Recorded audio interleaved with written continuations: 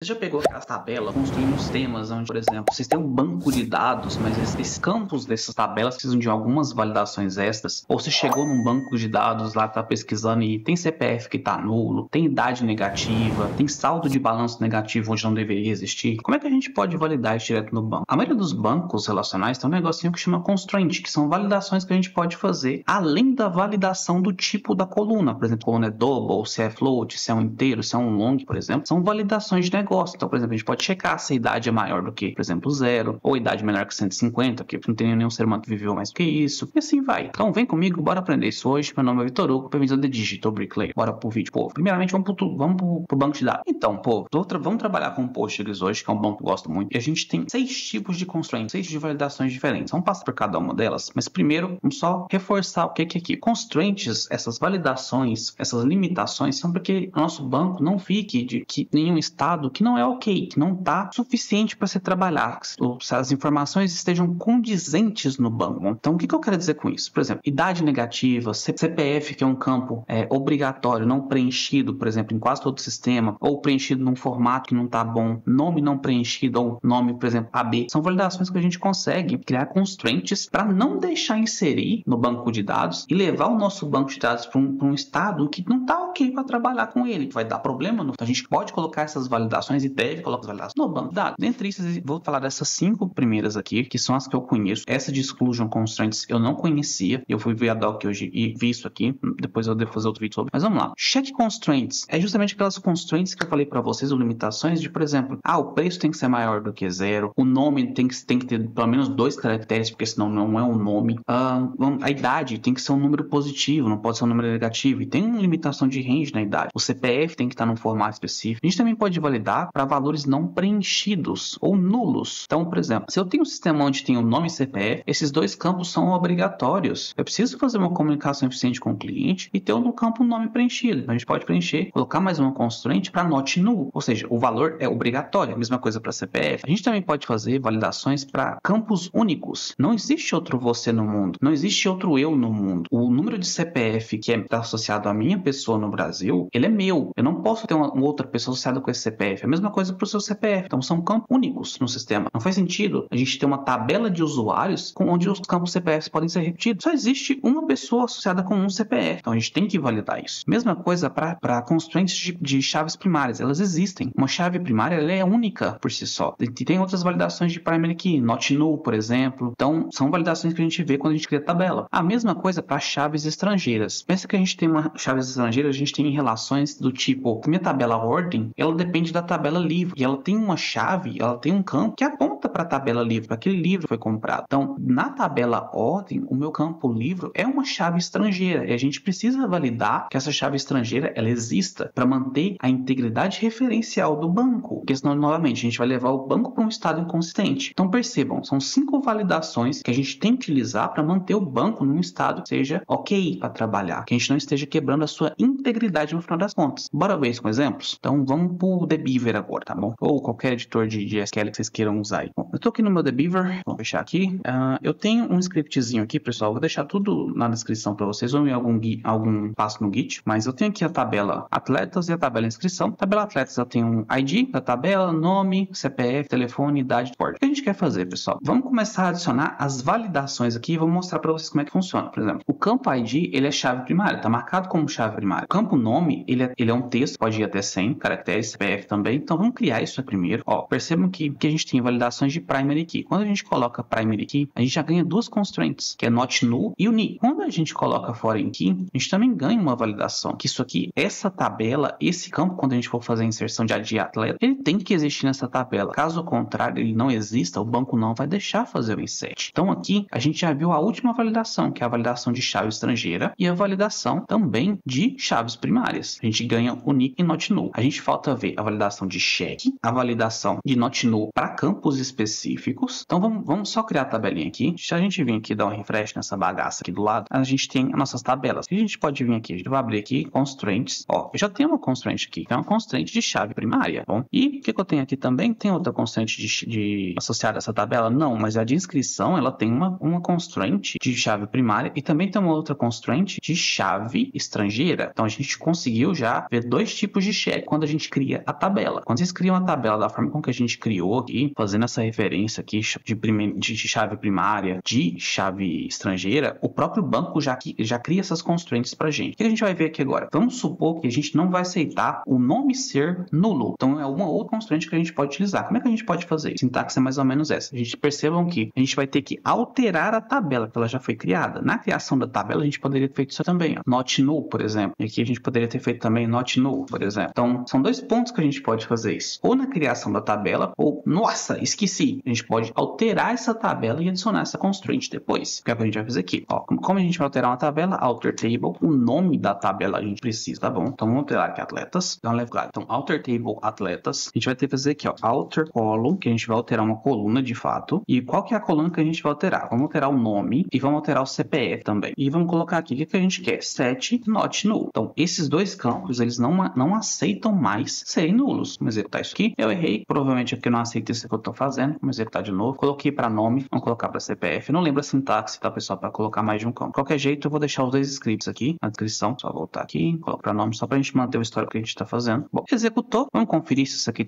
é verdade. Alteramos aqui a tabela. O que a gente vai fazer aqui agora? Vamos tentar inserir dados para ver se isso aqui realmente está funcionando. Então, vamos fazer o seguinte. Search into atletas, values. O que a gente vai fazer aqui? Que é o ID, tá? Não vou passar nada no nome. Não vou passar nada no CPF. Lembrando que essas duas colunas estão sendo validadas contra nulo. Bom, vou passar um telefone aqui, 34. Como a gente não tem validação ainda, deve aceitar. A idade também a gente não tem validação, mas eu vou passar uma idade qualquer. E o tipo de esporte, como a gente também não definiu qual que vai ser o range de esporte que a gente tem, então vai ser qualquer um. Que eu vou voar, que sou bar. Olha só, que legal. Não deixou eu inserir. Erro. No value in column nome viola constraint not null. Que interessante. Pô, o nome foi, tá certão, cara.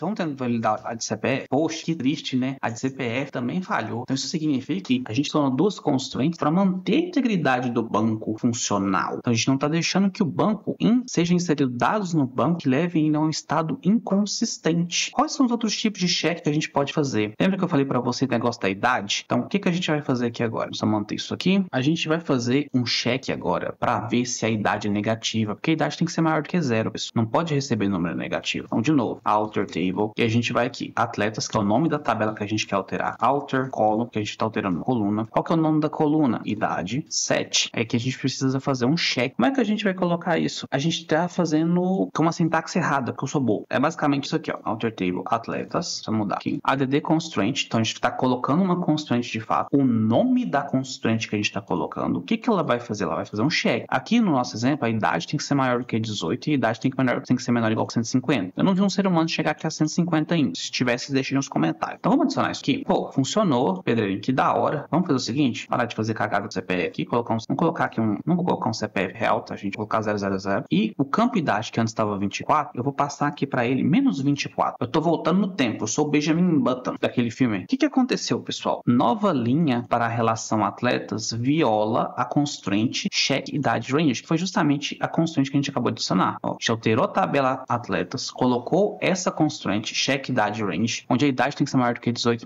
e menor que 150. O que acontece se eu colocar 17, por exemplo? Vai dar o mesmo erro, porque, de novo, tem que ser maior ou igual a 18. Então, vamos colocar vamos colocar 18. Pô, agora foi, Pedrinho. Top, né? Então, mais uma vez, a gente utilizou uma constraint de check agora para validar a integridade do campo idade, porque não é só validar o tipo. Não existe idade negativa. Assim também como a gente não pode colocar, por exemplo, uma idade muito elevada, porque nenhum ser humano vive isso tudo. Se a gente está falando de atletas, a gente está falando de uma pessoa que vai viver provavelmente menos do que 150 anos, tá bom? Então, a gente já viu constraint de chave primária, de chave estrangeira, constraint de cheque, que a gente vai ver agora, pessoal. A gente vai ver um outro tipo de constraint de cheque, que é a minha coluna, ela é do tipo string, ou seja, ela vai aceitar palavras. Então, mas eu só quero definir um range de palavras específicas. A gente vai fazer isso pro tipo do esporte. Pro meu tipo de esporte, eu só quero que aceite, por exemplo, natação, musculação, pode ser bike e pode ser corrida. Eu só quero esses 4 tipos. Então, a gente fez um enum, tá? Como é que a gente faz isso aqui no SQL? Alter table, atletas, de novo, add constraint, sei lá, check, range, esportes. O que a gente vai fazer? Check. O campo o tipo esporte, que é o campo da nossa tabela, ele tem que estar dentro de uma lista pré-definida. Então vamos aqui, musculação, se comporte the beaver, corrida, natação e o que tá faltando aqui? Bike, né? Então a gente vai colocar essa constraint aqui na coluna tipo esporte. Bom, então a gente vai colocar aqui, deixa eu executar isso aqui. Eu errei. O que eu errei? Eu não sei o que eu errei. Faltou fechar o parênteses do check, tá? E um ponto e vírgula. Vou executar de novo. Eu errei de novo. Ah, não errei. A constraint check range sports, ela tá sendo violada por alguma coluna que já existe no banco. Então, antes de colocar uma constraint, eu tenho que normalizar tudo que tá no banco, porque senão eu não vou conseguir aceitar, tá bom? Então, vamos ver o que tá acontecendo dentro de coluna atleta. Vamos ver aqui qual que é o dado que tá errado. Tipo esporte, voar. Voar não vai ser um esporte que eu vou aceitar. Vou colocar aqui bike. Vou fazer um update na linha. Então, isso são coisas que vocês têm que tomar cuidado na hora que tá fazendo esse tipo de coisa, tá bom? Se vocês estão colocando uma constraint no banco, todas as colunas do banco têm que respeitar essa constraint. Caso contrário, vocês vão ter que arrumar o banco primeiro e depois colocar a constraint. É por isso que a gente sobe as coisas para produção já com essas constraints, para não ter que ficar fazendo update no banco de dados depois. Bom, ó, isso aqui deveria funcionar agora. Então, já coloquei essa constraint no banco, porque eu consegui arrumar o banco de dados antes, tá? Então, vamos fazer o seguinte, se eu tentar inserir voar aqui agora, check range sports, que é o nome da nossa constraint, foi violada, porque voar não é um esporte que eu aceito mais. Eu deixei de ser o bate, agora eu vou só andar de bicicleta mesmo. Se eu mandar inserir agora, ó, duplicate key, outra constraint foi violada. Por quê? Porque já existe uma chave, uma linha inserida com essa chave. A gente vai colocar aqui 2, então, agora que não existe. Pô, da hora, Pedrinho, foi inserido, né? Vamos ver aqui os dados de novo. Deixa eu dar um refresh aqui. Percebam que CPF foi inserido 2 vezes, VHCS foi inserido 2 vezes. O que a gente precisa? Faltou a última constraint, foi a constraint de unique. A gente já viu ela na chave primária. A gente tem que ver ela pro campo, porque não faz sentido ter 2 EUs cadastrados como atleta. Não faz. Então, para esse conjunto de nome CPF, ou só o CPF, deveria ter uma validação. Vamos fazer para os dois, para ficar mais legal? Deixa eu voltar aqui. Então, o que a gente vai fazer aqui? A gente vai fazer uma constraint do tipo unique. Então, pessoal, ó, alter table, atletas. Vamos adicionar a constraint, que vai ser unique, nome CPF, que é a combinação do campo nome, que é a combinação do CPF. Então, vai ser a junção das duas coisas, que para mim faz mais sentido ter essa junção. A gente poderia criar separado. Então, por exemplo, seria nome e depois o CPF, mas eu quero a combinação desses dois campos. E a sintaxe é essa. Eu vou alterar a tabela atleta, vou adicionar uma constraint, que é o nome CPF, unique, nome CPF. Bom, então vamos mandar executar aqui. Ó, de novo, quebrou, porque tem linhas na minha tabela que quebram a constraint, quebram a validação. Eu tenho que arrumar. Então vamos vir aqui, data. Esse ID2 não deve existir mais. Vou deletá-lo, mandar salvar. Vou vir aqui de novo na minha constraint e vou executá-lo, tá bom? Agora eu consegui inserir. Vamos fazer o seguinte, tentar inserir eu de novo, porque já existia. Duplicate key, ou seja, chave duplicada. Aí ele me mostrou qual foi a constraint que deu erro. Unique, nome CPF, foi a constraint que a gente acabou de utilizar. Então, de novo, a gente manteve a consistência do banco de dados com a utilização de constraint. Então, isso é algo que a gente tem que fazer para não cair em situações, às vezes a gente tem que fazer uns updates sinistros no banco de dados para consertar cagadinha que não era nem para ter acontecido a princípio. A gente tem que lembrar de colocar essas constraints no banco de dados, porque o banco ele tem que ser íntegro. Bom, então pessoal, no vídeo de hoje era isso. A gente passou pelas constraints de primary key, foreign key, passamos por constraints do tipo de check, que a gente pode checar valores negativos, se o campo está dentro de um range de valores que a gente predefiniu, que a gente fez com os tipos de esporte, por exemplo. A gente também passou pelas constraints de not null e a gente também passou pelas constraints de unique. A gente não pode ter valores duplicados em certos campos no banco. Lembrando para vocês que a gente tem 2 momentos que a gente pode fazer isso. Tanto na criação da tabela, que é o momento mais indicado, quanto na alteração da tabela. A gente fazendo um alter table e colocando as constraints. Eu passei por cima da sintaxe um pouquinho. Confiram a documentação de cada banco relacional. Isso muda um pouquinho de banco para banco. Bom, eu mostrei para vocês a do PostgreSDB, que é um banco que eu gosto bastante. E é isso, pessoal. A gente só passou por essas validações aqui para a gente aprender um pouquinho sobre integridade de banco, integridade referencial do banco, integridade das colunas do banco, para que a gente não tenha problemas no futuro e ter que executar migrações ou alterações num banco de dados em produção, que é um saco, é difícil, é complicado. Se você errar, vocês vão tirar a produção do ar. Por coisas que a gente pode fazer quando o desenvolvimento é iniciado, no mapeamento inicial, lá na entidade de relacionamento das tabelas. Bom, mas era isso, pessoal. Espero que vocês tenham aprendido alguma coisa. Se vocês gostaram do vídeo, deixa o gostei. Façam sugestões de temas, por gentileza. Se inscrevam no canal. E é isso. Meu nome é Vitor Hugo, bem-vindos ao The Digital Replay. Até mais. Pô.